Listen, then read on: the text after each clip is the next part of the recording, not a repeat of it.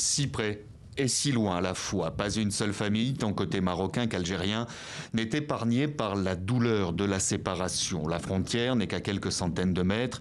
On pourrait s'y rendre à pied dans ce paysage désertique et pourtant elle reste infranchissable. La moitié de ma famille est là-bas, je suis né là-bas. Le jour où je suis retourné au Maroc, nous avons gardé des relations. Aujourd'hui, nous vivons une tragédie. J'ai perdu mes 2 tantes sans pouvoir les voir.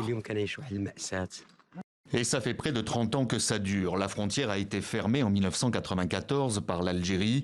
Pendant 2 décennies, elle est pourtant restée poreuse dans cette région où prospérait le trafic de carburant et de marchandises jusqu'à ce que les autorités algériennes renforcent les contrôles, creusent des tranchées.